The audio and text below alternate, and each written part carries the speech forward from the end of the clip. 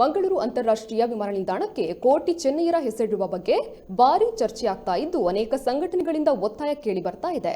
ಈ ನಡುವೆ ವೀರ ಪುರುಷರಾದ ಕೋಟಿ ಚೆನ್ನಯ್ಯರ ಹೆಸರು ನಾಮಕರಣ ಮಾಡಬೇಕೆಂದು ಒತ್ತಾಯಿಸಿ ಮಾನ್ಯ ಮುಖ್ಯಮಂತ್ರಿ ಬಿಎಸ್ ಯಡಿಯೂರಪ್ಪ ಅವರನ್ನ ಭೇಟಿಯಾಗಿ ಅವಿಭಜಿತ ದಕ್ಷಿಣ ಕನ್ನಡ ಮತ್ತು ಉಡುಪಿ ಜಿಲ್ಲೆಯ ಶಾಸಕರ ನಿಯೋಗ ಮಾನ್ಯ ಉಸ್ತುವಾರಿ ಸಚಿವರಾದ ಕೋಟ ಶ್ರೀನಿವಾಸ್ ಪೂಜಾರಿ ಅವರ ನೇತೃತ್ವದಲ್ಲಿ ಮನವಿಯನ್ನ ಮಾಡಿದ್ದಾರೆ. ಈ ಸಂದರ್ಭದಲ್ಲಿ ವಿಧಾನಸಭೆಯ ಮುಖ್ಯ ಸಚೇತಕರಾದ ಸುನಿಲ್ ಕುಮಾರ್ ಕಾರ್ಕಳ, ಶಾಸಕರಾದ ಸಂಜೀವ ಮಠಂದೂರು, ರಾಜೇಶ್ ನಾಯ್ಕ್ ಕುಳಿಪಾಡಿಗುತ್ತು, ರಘುಪತಿ ಭಟ್, ಉಮನಾಥ್ ಕೋಟ್ಯಾನ್, ಭರತ್ ಶೆಟ್ಟಿ, ವೇದವ್ಯಾಸ್ ಕಾಮತ್, ಹರೀಶ್ ಪೂಂಜಾ ಭಾಗಿಯಾಗಿದ್ದರು.